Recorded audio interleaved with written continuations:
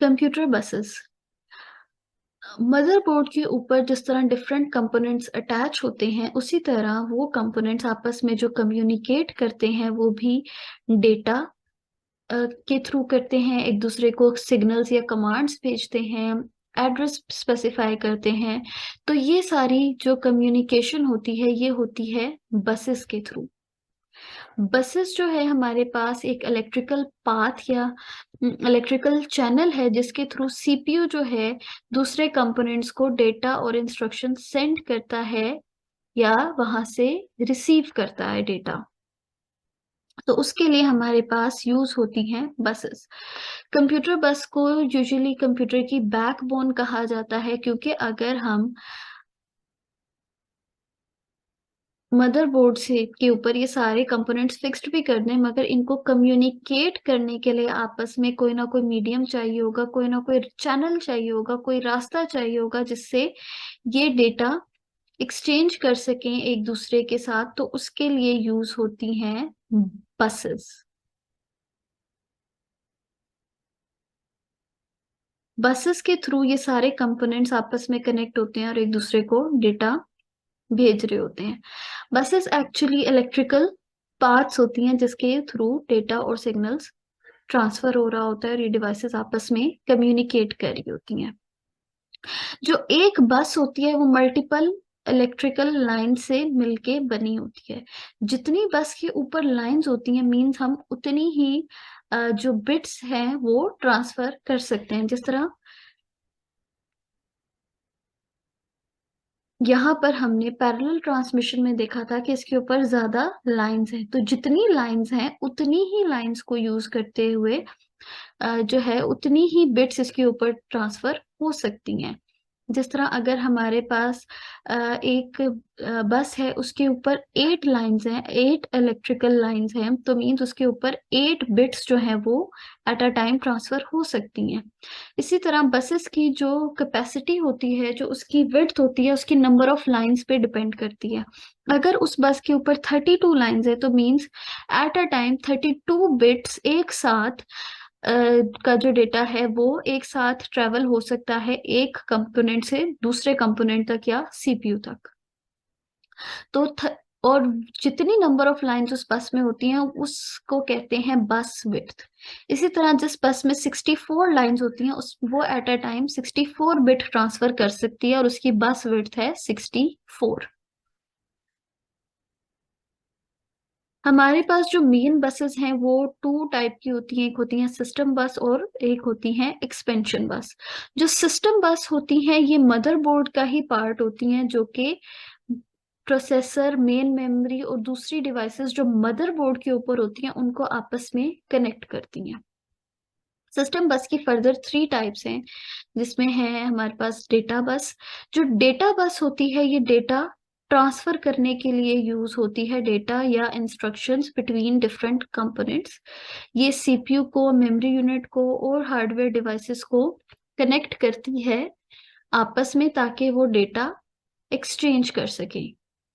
और data bus जो होती है ये हमारी होती है बाय डायरेक्शनल बस। डेटा बस में जो है डेटा दोनों डायरेक्शन में ट्रेवल कर सकता है, डेटा सेंड भी हो सकता है और डेटा रिसीव भी हो सकता है,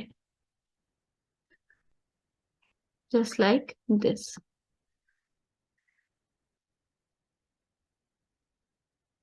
और जितनी इसमें नंबर ऑफ लाइंस होंगी उतनी ही बिट्स का ये डेटा ट्रांसफर कर सकती है। नेक्स्ट है हमारे पास एड्रेस बस। जो एड्रेस बस होती है ये सिर्फ और सिर्फ एड्रेस की इंफॉर्मेशन को कैरी करती है। जिस तरह हमने देखा था कि हर मेमोरी लोकेशन का एक यूनिक एड्रेस होता है, एक यूनिक आईडी होता है, इसी तरह हर डिवाइस या हर कंपोनेंट या हर पेरिफेरल डिवाइस, जो भी डिवाइस कंप्यूटर के साथ, सिस्टम यूनिट के साथ कनेक्टेड होती है, उसका अपना एक यूनिक एड्रेस होता है या आईडी होती है।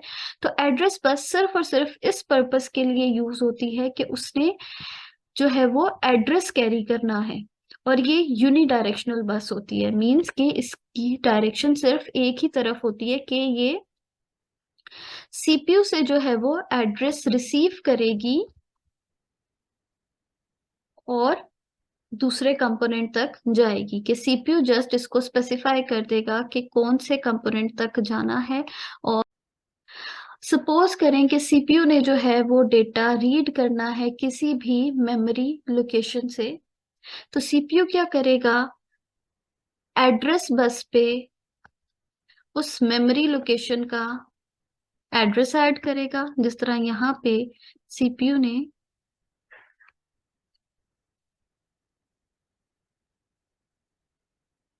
सीपीयू ने एड्रेस प्लेस किया है, एड्रेस बस पे उस मेमोरी लोकेशन का जहां से उसने डेटा रीड करना है।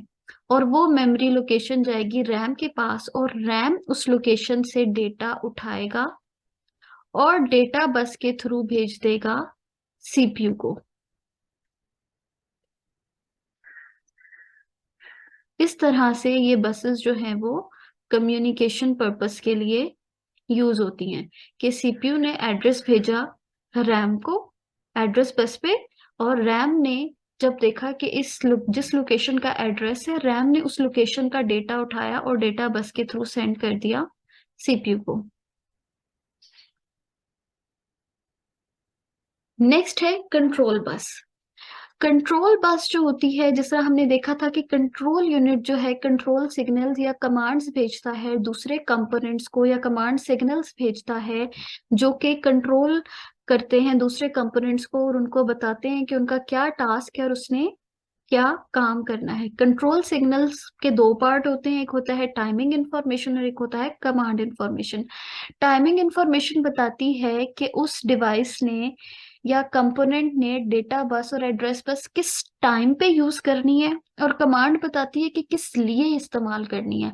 लेट्स से कि वो कहते हैं कि उसने 1 सेकंड के लिए 2 सेकंड टाइम स्लॉट में जो है डेटा बस यूज करनी है डेटा सेंड करने के लिए। तो इस तरह से जो कंट्रोल बस है ये सीपीयू यूज करता है, सीपीयू का कंपोनेंट कंट्रोल यूनिट यूज करता है डिफरेंट डिवाइसेस को या मेन मेमोरी को या किसी भी सेकेंडरी मेमोरी को कमांड देने के लिए कि उसने डेटा सेंड करना है या रिसीव करना है या जो भी परफॉर्म करना है। फॉर एग्जाम्पल सीपीयू ने जो है वो डेटा रीड करना है एक पोर्ट से जो कि कीबोर्ड के साथ अटैच है, तो सीपीयू क्या करेगा, एड्रेस भेजेगा उस कीबोर्ड की पोर्ट का एड्रेस बस पे। उसके बाद ये कीबोर्ड को सिग्नल भेजेगा, कंट्रोल सिग्नल भेजेगा, और उस कंट्रोल बस के थ्रू और कीबोर्ड को कमांड देगा कि डेटा सेंड करो। सीपीयू ने एड्रेस बस के थ्रू पहले एड्रेस भेजा कीबोर्ड का कि उसको डेटा रीड करना है कीबोर्ड से, और फिर उसने कीबोर्ड को कंट्रोल सिग्नल भेजा कंट्रोल बस के थ्रू कि डेटा जो है मुझे ट्रांसफर करो। तो कीबोर्ड जो है डेटा बस के थ्रू डेटा ट्रांसफर कर देगा सीपीयू को। जो एक्सपेंशन बस होती है ये पेरिफेरल डिवाइसेस को एक्सटर्नल डिवाइसेस को प्रोसेसर से कनेक्ट करने के लिए यूज होती है। एक्सपेंशन बस जो है वो मदरबोर्ड के ऊपर लोकेटेड नहीं होती, मदरबोर्ड के ऊपर सिर्फ और सिर्फ सिस्टम बस लोकेटेड होती है। मदरबोर्ड के ऊपर जिस तरह हमने देखा था कि एक्सपेंशन स्लॉट्स होते हैं जिसमें एक्सपेंशन कार्ड लगते हैं, उन एक्सपेंशन स्लॉट्स में जब उस पेरिफेरल डिवाइसेस के कार्ड लगते हैं तो जो एक्सपेंशन स्लॉट है उसके साथ एक्सपेंशन बस कनेक्टेड होती है, और एक्सपेंशन बस जो है वो सिस्टम बस के साथ कनेक्ट होके तो फिर जो एक्सटर्नल पेरिफेरल डिवाइसेस होती हैं या दूसरी पेरिफेरल एक्स्ट्रा डिवाइसेस होती हैं उसको अलाउ करती है कि वो प्रोसेसर के साथ कम्युनिकेट कर सके।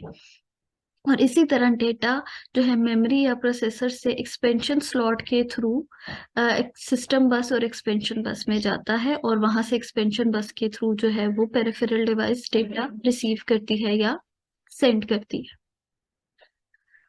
Power supply. पावर सप्लाई एक इलेक्ट्रॉनिक कंपोनेंट है, ये भी हमारे जो सिस्टम यूनिट है उसके अंदर लोकेटेड होता है।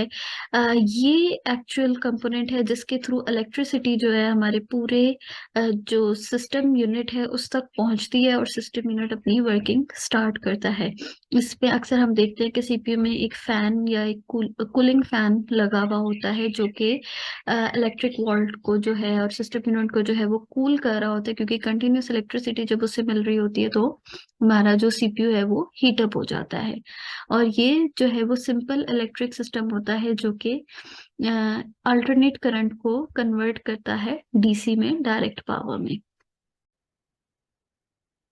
जो एसी अडेप्टर होते हैं ये मॉडेम स्पीकर जो एक्सटर्नल हमारी डिवाइसेस होती हैं जो कि सिस्टम के साथ कनेक्टेड होती हैं, जैसे हम देखते हैं इंटरनेट का मॉडेम होता है, राउटर होता है, गेटवेज होते हैं जो कि आपके सिस्टम को नेटवर्क के साथ कनेक्ट कर रहे होते हैं, तो उसके लिए एसी अडेप्टर यूज होते हैं एज पावर सप्लाई। और ये पेरिफेरल डिवाइसेस को इलेक्ट्रिक चार्ज सप्लाई करने के लिए यूज होते हैं।